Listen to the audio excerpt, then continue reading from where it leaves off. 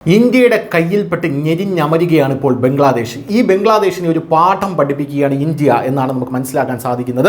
അതായത് പ്രധാനമന്ത്രി നരേന്ദ്രമോദി, യൂനസ് സർക്കാർ, പ്രധാനമന്ത്രി നരേന്ദ്രമോദിയുടെ നടപടികൾ കാരണം 3 ലാൻഡ് പോർട്ടുകളാണ് അടച്ചുപൂട്ടാൻ ഇപ്പോൾ ബംഗ്ലാദേശിൽ ഉത്തരവായിരിക്കുന്നത് എന്നാണ് നമുക്ക് റിപ്പോർട്ടുകൾ ലഭിക്കുന്നത്.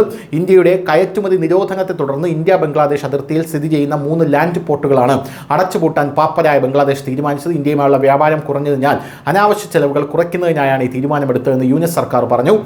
നിൽഫമാരിയിലെ ചിലഹാട്ടി തുറമുഖം, ചുവാദംഗയിലെ ദൗലത്ഗഞ്ച് തുറമുഖം, രംഗമതിയിലെ തെഗാമുഖ് തുറമുഖം എന്നിവയാണ് തുറമുഖങ്ങൾ. കൂടാതെ ഹഞ്ചിഗഞ്ചിലെ ബല്ല ലാൻഡ് പോർട്ടിലെ പ്രവർത്തനങ്ങളും താൽക്കാലികമായി നിർത്തിവച്ചിരിക്കുന്നു എന്നാണ് അറിയാൻ സാധിക്കുന്നത്. ബംഗ്ലാദേശിൻ്റെ മുഖ്യ ഉപദേഷ്ടാവ് മുഹമ്മദ് യൂനസിൻ്റെ ഓഫീസിൽ നടന്ന ഉപദേശക സമിതി യോഗത്തിലാണ് തുറമുഖങ്ങൾ അടച്ചുപൂട്ടാനുള്ള ഈ തീരുമാനമെടുത്തിരിക്കുന്നത്. യോഗത്തിന് ശേഷം യൂനസ് പ്രസ് സെക്രട്ടറി ഷഫീഖുൽ അലാമാണ് ഇക്കാര്യം അറിയിച്ചിരിക്കുന്നത്.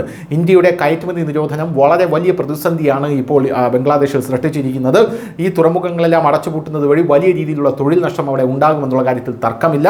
ഇങ്ങനെയുള്ളൊരു സാഹചര്യത്തിൽ വ്യാപാരത്തിൻ്റെ അഭാവം കര തുറമുഖങ്ങളെ ഫലപ്രദമല്ലാതാക്കുന്നു എന്നുള്ളതാണ് ബംഗ്ലാദേശിൻ്റെ നിലവിലെ വിലയിരുത്തൽ എന്ന് പറയുന്നത്.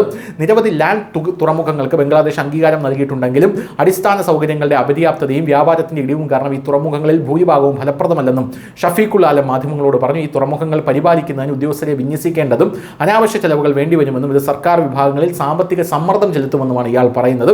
ബംഗ്ലാദേശ് ഷിപ്പിംഗ് മന്ത്രാലയം അടച്ചുപൂട്ടാൻ ശുപാർശ ചെയ്തിരുന്നു. അതായത് ബംഗ്ലാദേശിലെ മറ്റ് നിരവധി ലാൻഡ് തുറമുഖങ്ങൾക്ക് അംഗീകാരം നൽകിയിട്ടുണ്ടെങ്കിലും അവയിൽ മിക്കതും പ്രായോഗികമായി ഫലപ്രദമല്ല. ആവശ്യമായ അടിസ്ഥാന സൗകര്യങ്ങളോ വാണിജ്യ പ്രവർത്തനങ്ങളോ ഇല്ല എന്നുള്ളതാണ് ബംഗ്ലാദേശ് ഷിപ്പിംഗ് മന്ത്രാലയത്തെ പല തുറമുഖങ്ങളും അടച്ചുപൂട്ടാനായി പ്രേരിപ്പിച്ചത് എന്നാണ് റിപ്പോർട്ടുകൾ സൂചിപ്പിക്കുന്നത്. News desk, news India Malayalam.